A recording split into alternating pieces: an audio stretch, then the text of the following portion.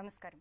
న్యాయసేవ కార్యక్రమానికి స్వాగతం. ఇవాల్టి మన అంశం గృహహింస నిరోధక చట్టం న్యాయ సహాయం. ఈ అంశంపై సలహాలు సూచనలు అందించడానికి మనతో పాటు ఉన్నారు 1వ అదనపు జూనియర్ సివిల్ జడ్జ్ రంగారెడ్డి జిల్లా కోర్టు శ్రీమతి సిహెచ్ నర్మద్ గారు, అలాగే న్యాయవాది స్వేచ్ఛారక్ష ఫౌండేషన్ వ్యవస్థాపకులు జి సుభాష్ చంద్రబోస్ గారు. వారిచే విలువైన సలహాలు సూచనలు స్వీకరిద్దాం. జడ్జి గారు, ఈ గృహహింస నిరోధక చట్టం 2005 ఏం చెప్తోంది? గృహహింస నిరోధక చట్టం 2005 అనేది మహిళల కోసము, మహిళల సంరక్షణ కోసము, మహిళలకు ఉపయోగపడే విధంగా ఏర్పరచబడిందండి. మహిళలు ఇప్పుడు అనుభవిస్తున్న గృహంలో జరిగే ప్రతి హింస కూడా ఏదైనా భర్తతో కానీ, వాళ్ళ అత్తమామలు కానీ, ఆడపడుచులతో కానీ ఏదైనా హింస పెట్టినట్టయితే వాళ్ళకి రక్షణ కల్పించడానికి, వాళ్ళకి ఏ రకమైన ఫెసిలిటీస్ కోర్టు ద్వారా వాళ్ళు పొందొచ్చు, ఫైనాన్షియల్ ఎయిడ్ కానీ, లేకపోతే వాళ్ళకి మెడికల్ ఫెసిలిటీస్ కానీ, మానిటరీ రిలీఫ్, మెయింటెనెన్స్, భరణం, ఇలాంటివన్నీ కూడా సమకూర్చడానికి కోసమని ఈ చట్టం ఏర్పడబడిందండి. దీంట్లో ఏంటంటే మహిళలు వాళ్ళకి ఎక్కడైనా గృహహింస జరిగింది అని అనిపించినప్పుడు వాళ్ళ ఇంట్లో భర్తతో కానీ ఎవరైనా వేధింపులు జరిగినప్పుడు, పెళ్ళైన తర్వాత చాలా రకాలు ఉన్నాయండి గృహహింసలో కూడా. ఏంటంటే social, economic violence, economic abuse, sexual abuse, physical abuse. Physical abuse అంటే కొట్టడం, తిట్టడం, వాళ్ళ శారీరకంగా వాళ్ళకి ఏమైనా హాని చేస్తున్నారు అన్నప్పుడు అట్లాంటి సందర్భాల్లో కూడా వీళ్ళు ప్రొటెక్షన్ ఆఫీసర్ అని ఉంటారండి. ప్రతి జిల్లాకు ఒక ప్రొటెక్షన్ ఆఫీసర్ ఉంటారు. ఆ ఆఫీసర్ని కలిసి వీళ్ళు వాళ్ళ కంప్లైంట్ ఇవ్వచ్చు. అదే కాకుండా కోర్టుకు కూడా వచ్చి వాళ్ళు డైరెక్ట్గా కంప్లైంట్ కూడా ఇవ్వచ్చు. దానివల్ల ఏంటంటే వాళ్ళకి ఎలాంటి అవసరాలు ఉన్నాయి ఆ ఫెసిలిటీస్ని సమకూర్చడం కోసం మనము సహాయం చేయడానికి ఉపయోగపడుతుందండి. ఓకే, కాల్ తీసుకున్నాం అండి. హైదరాబాద్ నుంచి మిథున్ గారు. హలో. హలో, నమస్తే అండి, చెప్పండి. మేడం నమస్తే అండి. జడ్జి గారితో మాట్లాడొచ్చాను. మాట్లాడండి. జడ్జి గారికి నమస్కారం అండి. నమస్కారం అండి.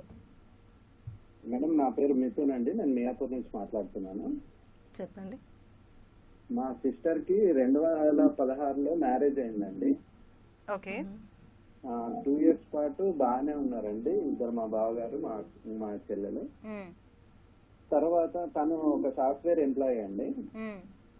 తను ఏంటంటే తన అవసరాల కోసం డైరెక్ట్ గా కాకుండా ఇండైరెక్ట్ గా ఎప్పుడు మనీ అవసరం ఉన్నప్పుడల్లా మా సిస్టర్ ని డబ్బులు తీసుకురమ్మని, మీ ఇంటి దగ్గర నుంచి డబ్బులు తీసుకురమ్మని వేధించారండి. ఇట్లా చాలా సార్లు గొడవలు జరిగాయి. సో 2-3 సార్లు పోలీస్ స్టేషన్ కూడా వెళ్ళడం జరిగింది. తర్వాత వాళ్ళు కౌన్సిలింగ్ ఇచ్చి పంపించారు. ఓకే. సో ఈ మధ్య అది ఇంకా ఎక్కువ అయిందండి. సో మా ఫాదర్ కూడా రిటైర్డ్ టీచరు. తనేంటంటే తన పెన్షన్ లో నుంచి డబ్బులు తీసుకురమ్మని చెప్పి ఇప్పుడు తను ఇన్సిస్ట్ చేస్తున్నారు. ఓకే. సో తను ఎలా చేయలేని పరిస్థితిలో ఉంది. ఇప్పుడు తను లీగల్ గా అప్రోచ్ అవ్వాలంటే ఏం రిలీఫ్స్ ఉంటాయి, సో ఎక్కడికి వెళ్లాల్సి వస్తుంది? ఇప్పటి వరకు ఏమైనా కేసు పెట్టారా అండి తన మీద? కేసు అవ్వలేదండి. కేసు మళ్ళీ ఫ్యామిలీ ఇష్యూ అని కేసు రిజిస్టర్ చేయలేదు, కానీ పోలీస్ స్టేషన్ వరకు వెళ్ళడం జరిగిందండి. ఇప్పుడు ఇద్దరు కలిసే ఉన్నారండి? ఇప్పుడు కలిసే ఉన్నారు, కానీ మొన్న ఈ మధ్య ఒక 15 days బ్యాక్ గొడవ అయ్యి మళ్ళీ మా ఇంటికి వచ్చేసిందండి. ఓకే. తను మాతోనే ఉంటుంది ఇప్పుడు. ఓకే. జడ్జి గారు, అంటే ఇప్పుడు తనని చూసుకోవడం లేదండి?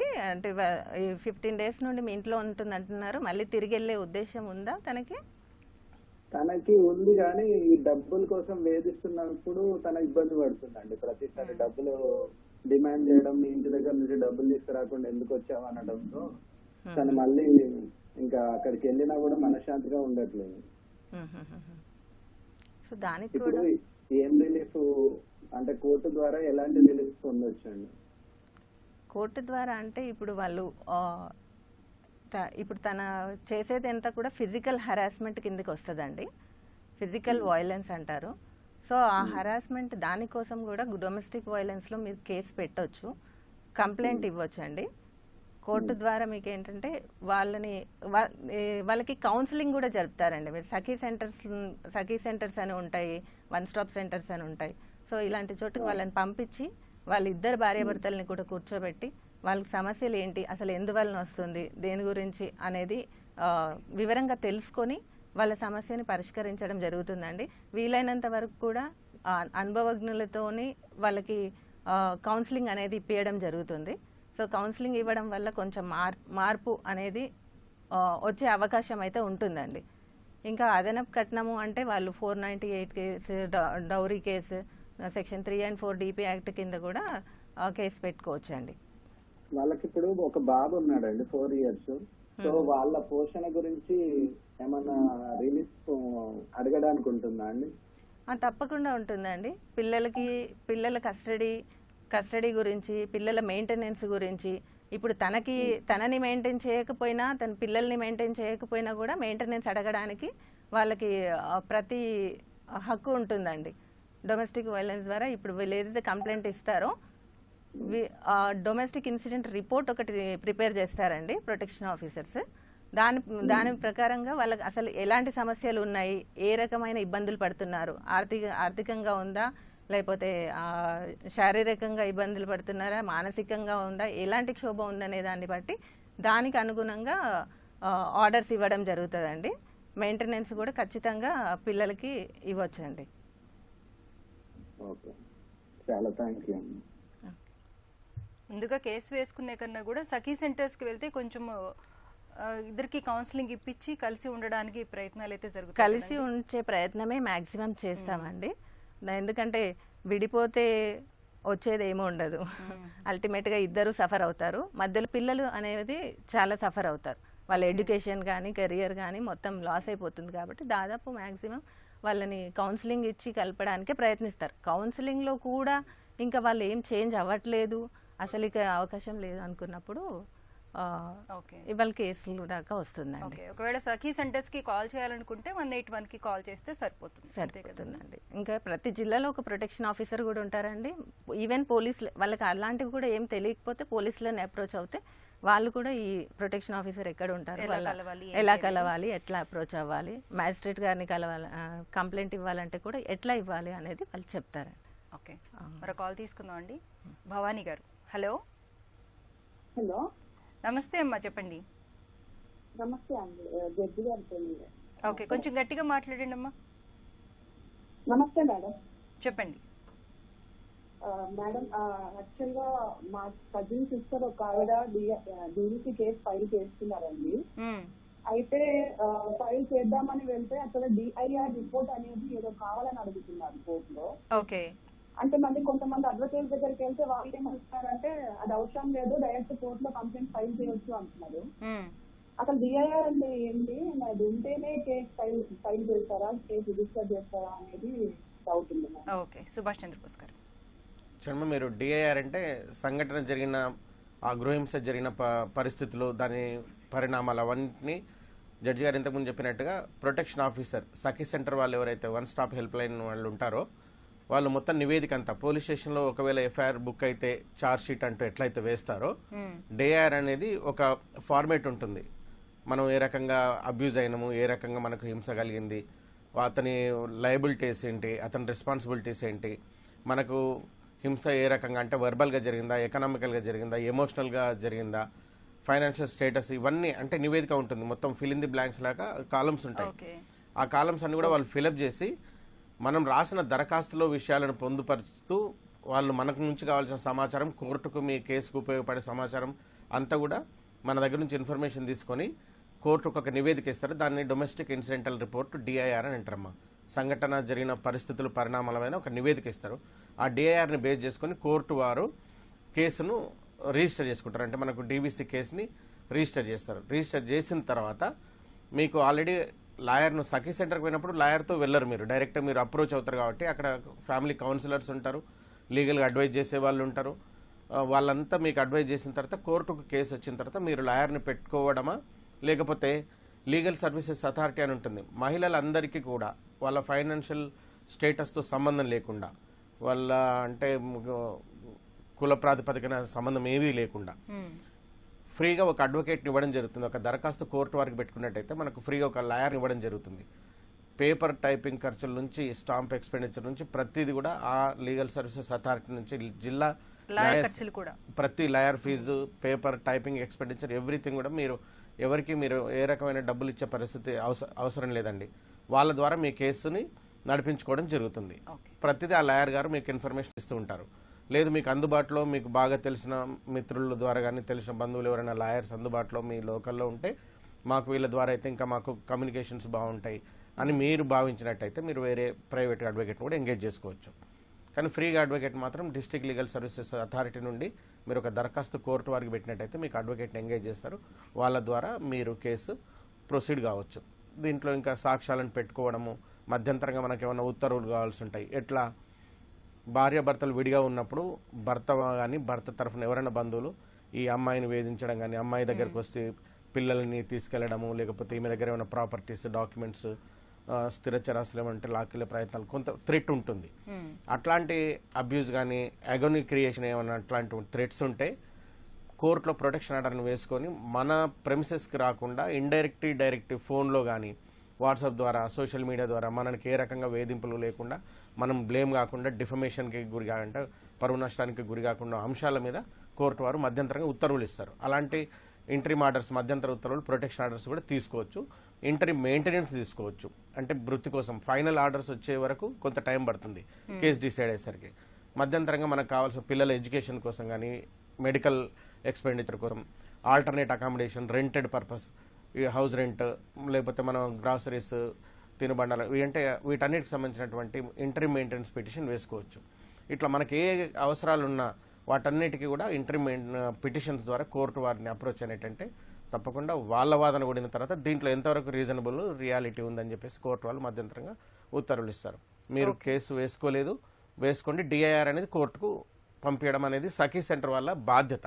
తప్పకుండా డిఐఆర్ వచ్చిన తర్వాతనే మీ కేసు నమోదు కాబడుతుంది. మీరు అడిగినట్టుగా కోర్టు ద్వారా కూడా అప్రోచ్ కావచ్చు అన్నప్పుడు మీరు ప్రైవేట్ అడ్వకేట్ని ఎంగేజ్ చేసుకుంటే కోర్టు కూడా ఏం చేస్తుంది, మీ కంప్లైంట్ కాపీని సేమ్ సఖీ సెంటర్కి ఫార్వర్డ్ చేస్తారు. ఎందుకంటే అది ప్రొసీజర్, డిఐఆర్ అంటూ రావడం అనేది అక్కడ సంఘటన. అంటే బేసిక్గా ఒక సఖీ సెంటర్కి వెళ్ళింటనే పోయినంటనే వాళ్ళు కేసు ఫార్వర్డ్ చేయరు.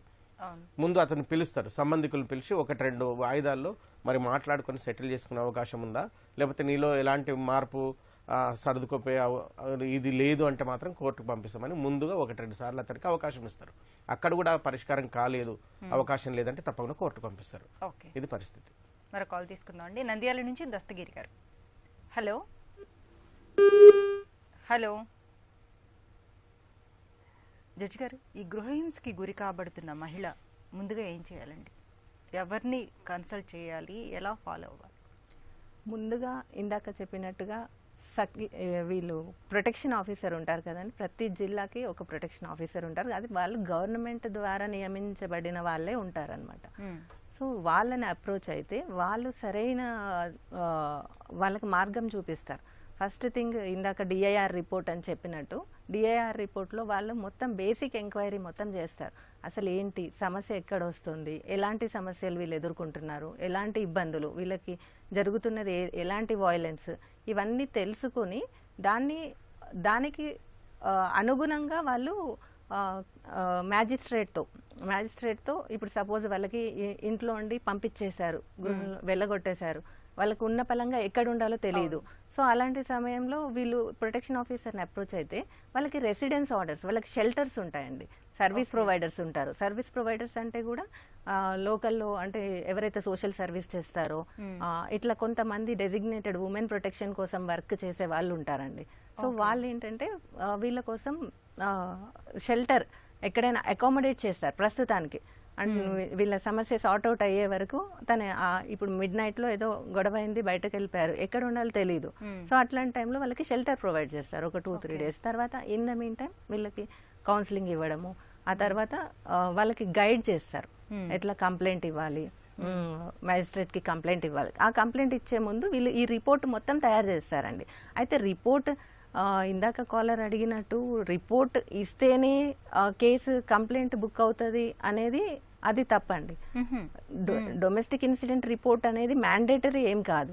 అది ఎప్పుడంటే ఫిజికల్ అబ్యూస్ ఎప్పుడైతే ఉంటుందో అప్పుడు మాత్రమే వాళ్ళకి డొమెస్టిక్ ఇన్సిడెంట్ రిపోర్ట్ అనేది మ్యాండేటరీ. ఓకే. అదర్వైజ్ వాళ్ళకి డైరెక్ట్గా కోర్టుకు వెళ్ళి కూడా కంప్లైంట్ ఇచ్చుకోవచ్చు అండి. సెక్షన్ 12 మనకి చెప్తుంది కదా, డైరెక్ట్ మ్యాజిస్ట్రేట్కి వెళ్ళి కూడా కంప్లైంట్ ఇచ్చుకోవచ్చు. అప్పుడు మ్యాజిస్ట్రేట్ చూస్తారండి, అక్కడ కంప్లైంట్ చూసి ఓకే దీంట్లో ఈ డొమెస్టిక్ ఇన్సిడెంట్ రిపోర్ట్ మనకి ఇంకా డీటెయిల్స్ కావాలి, దీంట్లో అవసరం ఉంది, వీళ్ళు ఇంకా పూర్తిగా చెప్పలేదు అనుకున్నప్పుడు దాంట్లో మనము డొమెస్టిక్ ఇన్సిడెంట్ రిపోర్ట్కి మేము ఫార్వర్డ్ చేస్తాం త్రూ కోర్ట్. అక్కడ నుండి పంపించేసి మాకు రిపోర్ట్ కావాలని చెప్పేసి ప్రొటెక్షన్ ఆఫీసర్కి పంపించడం జరుగుతుంది. అక్కడ నుండి ప్రొటెక్షన్ ఆఫీసర్ మళ్ళీ వీళ్ళని పిలుచుకొని వాళ్ళ ప్రాబ్లమ్స్ ఏంటి అనేది వాళ్ళకి మళ్ళీ మొత్తం అన్ని డీటెయిల్డ్గా ఇన్ డీటెయిల్గా దాంట్లో ఏంటంటే పూర్తి వివరాలు ఉంటాయన్నమాట. తనేంటి, తన భర్త ఏంటి, ఎవరితో ఉంటుంది, ఎక్కడ ఉంటుంది, పిల్లలు ఎంతమంది, ఉద్యోగం చేసేదేంటి, అట్లా కొన్ని ఫామ్స్ ఉంటాయన్నమాట. దాని ప్రకారంగా మొత్తం ఫిలప్ చేసి ఎలాంటి వైలెన్స్కి అబ్యూజ్ అవుతుంది ఈమె అని చెప్పేసి మొత్తం రిపోర్ట్ ఇస్తారు. అది బేస్ చేసుకొని మేము ఆర్డర్స్ ఇవ్వడం జరుగుతుంది అనమాట. అంటే అది మాకు కొంచెం సపోర్టింగ్ ఎవిడెన్స్గా ఉంటుంది. అట్లా కాల్ తీసుకుందండి. వైజాగ్ నుంచి ఉమామహేశ్వరరావు గారు. హలో. నమస్తే మేడం. నమస్తే అండి, చెప్పండి. మేడం, మా అమ్మాయి విషయం డివిసి కేసు ఉంది కోర్టులో. అది దగ్గర 2 years అవుతుందండి. ఓకే. అయితే ఇంతవరకు అది ట్రయల్ కి రాలేదు. అంటే క్రాస్ ఎగ్జామినేషన్ అన్నారు కానీ జడ్జి గారు ఏదో ప్రాబ్లం దీంట్లో లీవ్ లో ఉంటామో ట్రైనింగ్ లో ఉంటామో అంటే ఇంతవరకు స్టార్ట్ అవ్వలేదు. ఎన్ని రోజులైందండి వేసి 2 years అవుతుందండి. ఓకే. అయితే మా దగ్గర ఉన్న కాల్ రికార్డింగ్స్ వగేరా ఇవన్నీ ఉన్నాయి మా దగ్గర. దానికి ఫోరెన్సిక్ రిపోర్ట్ కూడా తీసుకున్నాం.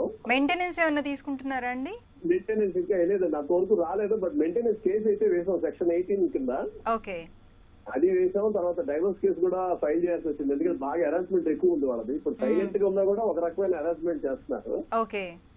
దేనికి కోఆపరేట్ చేయట్లేదు. అది మీడియేషన్ రూమ్ కి రమ్మన్నప్పుడు కూడా వాళ్ళు రావడం లేదు. తర్వాత మాకు కౌన్సిలింగ్ అయింది. 498 కేసులో కౌన్సిలింగ్ 3-4 సార్లు అయింది కానీ వాళ్ళు కౌన్సిలింగ్ పెట్టారు కానీ ఫెయిల్ అయింది అది. 498 కోర్టులో ఛార్జ్ షీట్ ఫైల్ చేశారు కూడా. అది రన్ అవుతా ఉంది ఇప్పుడు. అయితే 27th డిసెంబర్ లో వాయిదా ఉందండి. అయితే ఇప్పుడు డివిసీలో వాళ్ళు ఏం చేస్తున్నారంటే కేసు కొట్టేయమని జడ్జి గారిని ఒకటే కోరు పెడుతున్నారు. మరి ఫేక్ కేసు అండి, ఫ్రేమ్డ్ కేసు అండి, అది కొట్టేయండి అంటున్నారు. అది కొట్టేయడానికి అవుతుంది అండి అలాగా? ఓకే. సుభాష్ చంద్రబోస్ గారు, ఒకసారి డివిసి కేసు పెట్టిన తర్వాత కొట్టేయడం అనేది సాక్ష్యాధారాల మీద, అక్కడ జరిగే విచారణ మీద డిపెండ్ అయి ఉంటుందండి. కాకపోతే ఏంటంటే తప్పకుండా ఉమెన్ కి రిలీఫ్స్ అంటూ డెఫినెట్ గా ఆర్డర్స్ పాస్ అవుతాయి. ఇంతకుముందు కాలర్ అడిగినట్టుగా ప్రొటెక్షన్ ఆర్డర్ అనుకోండి, మెయింటెనెన్స్ ఆర్డర్ అనుకోండి, దీంట్లో అన్నిటికంటే ముఖ్యంగా కాంపెన్సేషన్ ఆర్డర్స్. వేరే మనం జనరల్ గా సిఆర్పిసి అంటే మనం మెయింటెనెన్స్ క్రిమినల్ చట్టం ప్రకారం వేసుకున్నట్టయితే కేవలం మెయింటెనెన్స్ ఆర్డర్ అవుతుంది. ఈ డొమెస్టిక్ వైలెన్స్ ప్రకారం వేసుకున్న దాంట్లో ఏంటంటే కాంపెన్సేషన్ ఆర్డర్ అవుతుంది ఆమెకు పరిహారం కింద. ఆ పరిహారం జీవితానికి శాశ్వత కాల ఖచ్చితంగా అట్లా ఉండదండి. తప్పకుండా లయబిలిటీ ఫిక్స్ అవుతుంది. కాకపోతే భర్త పైన లేకపోతే ఇతరుల పైన, ఇంటి వాళ్ళు ఉంటారు కదా, భర్త ఇన్లాస్ వాళ్ళు ఎవరైతే ఈమెకు బాధ్యులు ఉంటారో, ఈమె మానసికమైన శారీరకమైన క్షోభకు బాధ్యులు ఉంటారో వాళ్ళని ఎంతవరకు వీళ్ళ లయబిలిటీ ఫిక్స్ అవుతుందని చూస్తారు. ఎవరేదైతే రెస్పాన్సిబిలిటీ వీళ్ళు రెస్పాన్సిబుల్ కారు, ఆ గృహహింసకు సంబంధించి వీళ్ళకు అందులో బాధ్యులు కారు, వేరే అవుట్ ఆఫ్ స్టేషన్ లో ఉన్నారు, ఇండియాలో లేరు. కొంతమంది ఏంటంటే కేసు పెట్టే క్రమంలో చుట్టాలని, బంధువులు అందరినీ కలిపి వీళ్ళందరినీ రిలేటివ్స్ పెట్టేస్తుంటారు. అట్లాంటి వాళ్ళని ఒకవేళ ఎక్స్క్లూడ్ చేసినా భర్తకు మాత్రం తప్పకుండా ఆమె అడిగిన రిలీఫ్స్ అంత మొత్తంలో కాకుండా కోర్టు అతని బాధ్యతలు కానీ అసెట్స్ అండ్ లయబిలిటీస్ చూసి ఈమెకు ఉన్న సోర్సెస్ ఏంటి, కెపాసిటీ, ఇవన్నీ చూసిన తర్వాత తప్పకుండా కొట్టేయడం జరగదండి. రిలీఫ్స్ అయితే తప్పకుండా పాస్ అవుతాయి. తర్వాత డైవర్స్ కేసు పెట్టామండి. 2.5 years అయింది. ఓకే. 2.5 years డైవర్స్ కేసు పెట్టామని, డిజెక్షన్ క్రుయాలిటీ మీద కూడా పెట్టామని. పిల్లలు ఉన్నారా అండి? చెప్పలేదు. లేరండి, అక్కడ ఉన్నది 1 month అండి. అక్కడ 1 month అరెస్ట్ చేసి శుభ్రంగా 1 month తర్వాత వాళ్ళు పంపించేశారు. ఓకే అండి. ఆల్రెడీ కోర్టులో ఉన్నాయి కాబట్టి అక్కడ జరుగుతున్న సాక్ష్యాధారాలను బేస్ చేసుకొని మాత్రమే కోర్టు ఆర్డర్స్ పాస్ చేస్తుంది, ఫైనల్ ఆర్డర్స్ కానీ డిక్రీస్ ఏమున్నా కానీ. అదే అంటే నా డౌట్ ఏంటంటే ఇప్పుడు డైవోర్స్ అయినా కూడా ఈ డివిసిని 498 కంటిన్యూ అవుతాయా అండి? అది వేరే అండి, అది ప్యారలల్ ప్రొసీడింగ్. ఈవెన్ డైవర్స్ అయిన మహిళ రెండో పెళ్లి చేసుకున్నంత వరకు కూడా తన భర్త నుండి మెయింటెనెన్స్ అడగడానికి చట్టం అవకాశం ఇచ్చింది. డైవర్స్ కి ఆర్డర్స్ పాస్ అయినా తను రెండో పెళ్లి చేసుకున్నంత వరకు తన భర్త నుంచి మెయింటెనెన్స్ అడగడానికి ఇప్పుడు చట్టాలు ఉన్నాయి. కాల్ తీసుకుందాం అండి. నంద్యాల నుంచి దస్తగిరి గారు. హలో. హలో నమస్తే అండి, చెప్పండి. నమస్తే అమ్మా. నాకు మా కుమారునికి 88లో పెళ్లి చేశాం. ఓకే. ఇద్దరు కుమారులు కలిగినారు. మ్మ్. ఆయన గవర్నమెంట్ టీచర్. ఓకే. తర్వాత వాళ్ళు సపరేట్ కాపురం కావాలా, అక్కడ కాదు, అత్త మామల వద్దు, మా ఇంటికి రమ్మని ఆమె. ఓకే. నేను ఎందుకు వస్తాను, నాకు కని సంబంధము, నేను తాగుడుపోతును, జూదగాను, ఇంకొక అమ్మాయిని ఉంచుకొని ఉంటేనే ఇవన్నీ ఉంటే నేను అప్పులు చేసింటే ఆ విధంగా అయితే లేదు. నేను ఏదో బడి పంతులను నేను నీట్ గా బతుకుతున్నాను, నేను ఎందుకు వస్తా మీ ఇంటికి, నా ఇంట్లో నేను ఉంటాను, నువ్వు నాకు కాపురం రమ్మని పిలిస్తే రాలే ఆమె. ఓకే. పెద్ద మనుషులు పోయి పిలిచినా రాలే. ఓకే. పోలీస్ స్టేషన్ లో పంచాయతీ పెట్టినా రాలే. ఓకే. మ్యారేజ్ ఎన్ని ఇయర్స్ అయిందండి? 88లో అన్నారు కదా. పిల్లలు ఉన్నారా అండి? ఇద్దరు పిల్లలు, మగ పిల్లలు. ఓకే. ఇప్పుడు ఇద్దరు కలిసే ఉంటున్నారా, విడిగానే ఉంటున్నారా అండి? లేదు, చాలా తలాకి కూడా 30 దగ్గర అయింది. ఇప్పుడు మెయింటెనెన్స్ కట్టనాము. ఓకే. ఇప్పుడు ఏం సమస్య అంటే వామె మాకు తెలియదు, వామె ఏం చేసిందంటే ఒక రైల్వే వాడిని హుబ్లీలో నిఘా చేసుకునేది. ఓకే. ఆ విషయం వాడు వచ్చి మాకు చెప్పినాడు. ఓకే. చేసుకున్నాడు. ఇక్కడేమో మాత్రమే మెయింటెనెన్స్ తీసుకుంటా ఉన్నది. ఓకే. తర్వాత తెలిసి మేము అక్కడికి పోయి ఆ యొక్క హుబ్లీకి పోయి రైల్వే వాళ్ళ మసీదులో పెళ్లి చేసుకునే కాడికి పోయి అడిగితే వాళ్ళు, మీరు థర్డ్ పార్టీ మీకు ఇయ్యనికి లేదు, వాళ్ళు చేసుకున్నాడు వచ్చి అడిగితే ఇస్తామంటే వాడిని పిలుచుకొని వచ్చి వాళ్ళతో అర్జీ తీసుకొని ఇచ్చినాం. ఓకే. వాళ్ళకు మసీదు వాళ్ళకు రాసిస్తే వాళ్ళు అప్పుడు సర్టిఫికేట్ ఇచ్చినారు. అది తీసుకొచ్చి కోర్టులో మేము సబ్మిట్ చేసినాం. ఓకే. ఇక్కడ అనంతపురము ఫ్యామిలీ కోర్టులో 10 ఏళ్ల నుంచి వాళ్ళకి మెయింటెనెన్స్ కడతా ఉన్నాము.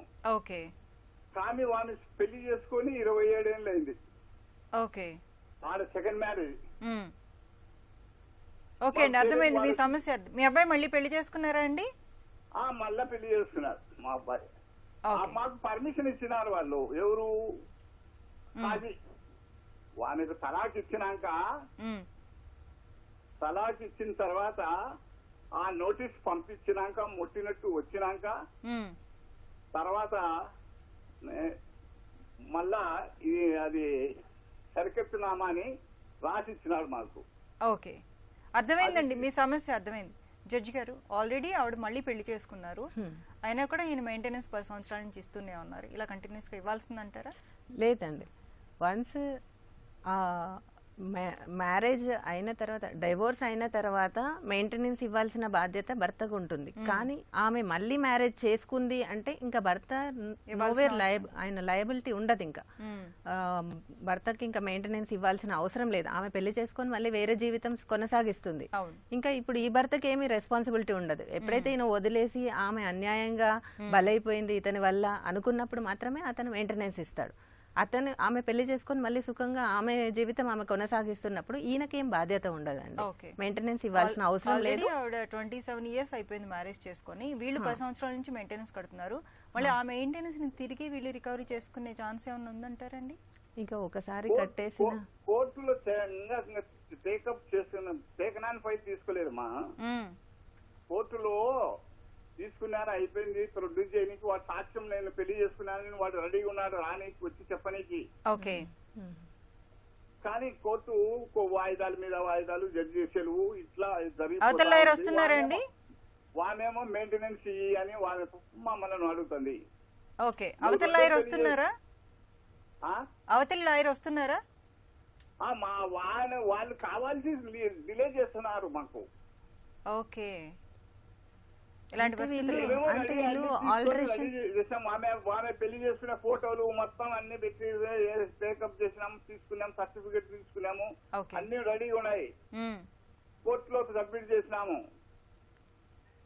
డీవీసీకి రమ్మని పిలుస్తాను. డీవీసీ పెట్టింది, అది డీవీసీ ఎట్లా చెల్లుతుంది? మనం ఎప్పుడు మేము ఇచ్చింది తలాకి ఇచ్చింది 93లో. ఆ డీవీసీలో కూడా సహాయం కావాలి. ఈయన ఉద్యోగానికి పోవాలి. అర్థమైందండి, అర్థమైంది. జడ్జి గారు ఇలాంటి పరిస్థితుల్లో ఏం చేయాలి? వినండి దస్తగిరి గారు వినండి, ఇలాంటి పరిస్థితుల్లో ఏం చేయాలి? వీళ్ళు అంటే జనరల్ గా ఏంటంటే అండి, కండిషన్స్ వేరీ అయినప్పుడు ఆల్టరేషన్ వేసుకుంటారు. మెయింటెనెన్స్ దాంట్లో సపోజ్ వాళ్ళు ఫస్ట్ తక్కువ ఇస్తున్నారు, తర్వాత వీళ్ళకి ఎక్కువ కావాలి అనుకుంటే ఎక్కువ కావాలని చెప్పేసి మళ్ళీ ఇంకొక పిటిషన్ వేసుకొని మెయింటెనెన్స్ అడగొచ్చు. లేదా ఇతని పరిస్థితి అప్పుడు ఉన్నదానికన్నా దారుణంగా తయారైంది, ఇప్పుడు ఆయన ఇవ్వలేని పరిస్థితిలో ఉన్నాడు అనుకున్నా కూడా తగ్గించమని చెప్పేసి అడగొచ్చు. అయితే ఇప్పుడు సో అట్లా ఉన్నప్పుడు ఇది కూడా ఎప్పుడైతే ఈమె మెయింటెనెన్స్ అంటే ఆల్రెడీ తన రీమ్యారేజ్ చేసుకుంది అనేది కనుక వీళ్ళు ప్రూవ్ చేయగలిగితే ఆ మెయింటెనెన్స్ అక్కడితో ఇంకా ఇవ్వడం రద్దు చేస్తారండి. ఓకే, పాపం వీళ్ళన్నీ దానికి సంబంధించిన ప్రూఫ్స్ అన్ని తీసుకొచ్చారు, కోర్టులో సబ్మిట్ చేశారు, అయినా కూడా జడ్జిమెంట్ రావట్లేదు. జడ్జిమెంట్ కాదంటే వాళ్ళకి ఇంకా కాగ్నిజెన్స్ టేకెన్ ఆన్ ఫైల్ తీసుకోలేదు, నాకు తెలిసి ఇంకా టేబుల్ కూడా ఎక్కలేదు, టేబుల్ ఎక్కలేదు అని చెప్తున్నారు. అంత డిలే అయితే ఉండదండి. మరి అంటే ఏ కారణం చేత ఒకవేళ కోర్టులో ఆఫీసర్ వీళ్ళు పే చేయకపోతే ఏమన్నా యాక్షన్ తీసుకుంటారా అండి? ఎవరు పే చేయకపోతే? ఇప్పుడు వీళ్ళు వాంటెడ్లీ పే చేయకపోతే అబ్బాయి తరఫు వాళ్ళు లేదు ఇంకా యాక్షన్ తీసుకోవడానికి ఏం లేదు అక్కడ. ఎందుకంటే వీళ్ళ దగ్గర ఎవిడెన్స్ మొత్తం ఉంది కదా, వీళ్ళు కంప్లైంట్ కూడా ఆల్రెడీ రిజిస్టర్ చేసి ఉన్నారు. సో అది బేస్ చేసుకొని మాకు ఆల్రెడీ తన మ్యారేజ్ అయింది అని చెప్పేసి జడ్జి గారి దగ్గర చెప్పుకొని వాళ్ళు రిలీఫ్ అనేది తీసుకోవచ్చు అండి, స్టాప్ చేసుకునే రిలీఫ్ తీసుకోవచ్చు. ఓకే, మరి కాల్ తీసుకుందాం అండి. యమున గారు నల్గొండ నుంచి. Hello madam. నమస్తే అమ్మా, చెప్పండి మేడం. మాకు పెళ్ళి అయ్యి 7 సంవత్సరాలు అవుతుంది మేడం. ఓకే. అయితే మా భర్త ఒక 1 ఇయర్ అట్లా ఒక నెల అట్లా మంచిగా ఉండు, తర్వాత ఇక కొట్టడం స్టార్ట్ చేసింది మేడం. అట్లా కొట్టినాక ఇక పెద్ద మనుషులలో అడిగియడం అట్లా తోలియడం చేసిరు అమ్మ నాన్న. ఓకే.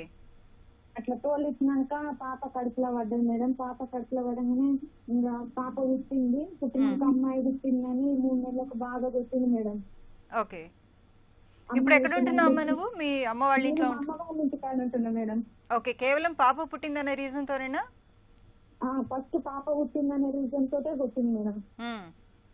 తర్వాత ఇక కొట్టిండు. నేను మళ్ళీ మా ఇంటికి వచ్చిన, మళ్ళీ ఇట్లా పెళ్లి చేసిన పెద్ద మనుషులు వాళ్ళు వీళ్ళు అడిగించి మళ్ళీ పంపించారు మేడం. ఓకే. పంపించినాక కొద్ది రోజులు ఒక నెల అట్లా మంచిగా ఉండి మళ్ళా ఇక కట్నం లేదు అని మళ్ళా ఇక కట్నం గురించి బంగారం గురించి మళ్ళా తిట్టడం, ఇంట్లో టార్చర్ చేయడం, ఏం పెట్టలేదని అట్లా బాగా మళ్ళా అట్లా కొద్ది రోజులు ఉండి తర్వాత మళ్ళా బాగా కొట్టింది మేడం. మళ్ళా కొట్టినాక మళ్ళా నేను మా అమ్మ వాళ్ళ ఇంటికి వచ్చిన, కేసు పెట్టిన. సో ఇప్పుడు ఇక్కడే ఉంటున్నారు? ఇప్పుడు మా అమ్మ వాళ్ళ ఇంటికన్నా ఉంటుంది. ఏం కేసు పెట్టారమ్మా? మహిళా పోలీస్ స్టేషన్ లో కేసు పెట్టినాం మేడం. ఇట్లా తీసుకెళ్తలేడు మా భర్త, నాకు ఒక పాప ఉంది, మళ్ళీ ప్రెగ్నెంట్ అని తెలిసింది మేడం. ఓకే. అయితే తెలిస్తే మళ్ళీ అప్పుడు కరోనా టైం తెలిసినాక మళ్ళీ కేసు పెట్టినాక ఊర్లో సర్పంచ్ వాళ్ళందరూ వచ్చి మాట్లాడారు మేడం. మాట్లాడి తీసుకెళ్ళింది. అప్పుడు తీసుకెళ్ళి నేనేం కొట్టాను మంచిగా చూసుకుంటాను తీసుకెళ్ళింది మళ్ళీ బాబు కడుపులో పడ్డప్పుడు. ఓకే అమ్మా. సో ఇప్పుడు మీరు ఇక్కడే ఉంటున్నారు. ఇప్పుడు మీ అత్తగారింటికి వెళ్ళాలనుకుంటున్నారా మీరు? లేదు మేడం, నేను కోర్టుకి వేద్దాం అనుకుంటున్నా. 2 పిల్లలు, ఒక బాబు, ఒక పాప. ఓకే ఓకే, అర్థమైంది. సుభాష్ చంద్రబోస్ గారు. చనమ మహిళ అంటే ఒక ఆడపిల్ల పుట్టిందని డిస్క్రిమినేట్ చేయడం, వివక్ష చేయడం అనేది కూడా చట్టం దృష్టిలో చాలా తీవ్రంగా పరిగణిస్తుంది. ఆ తర్వాత అబ్బాయి కూడా పుట్టాడు, అబ్బాయి పుట్టిండు. కానీ అబ్బాయి పుట్టిన అతని సాటిస్ఫాక్షన్ అంటే నాకు ముందు ఒక కూతురు పుట్టింది అనేది డిస్సాటిస్ఫాక్షన్ అతనికి. కాబట్టి మీరు తప్పకుండా మీరు ఎప్పుడైనా సరే అమ్మాయిలు భర్త నుంచి ప్రాబ్లమ్స్ వచ్చినప్పుడు ఫస్ట్ పోలీస్ స్టేషన్కి వెళ్ళి కేసు వేయాలనే ఉత్సాహంతో పాటు మెయింటెనెన్స్ కేసు వేసుకోవాలనేది కూడా ఆల్టర్నేట్. ఇది వీళ్ళకు రిలీఫ్ ఉంటుంది. పోలీస్ కేసు ఆ రోజు వేసుకున్న వారం రోజులకు వేసుకోవచ్చు.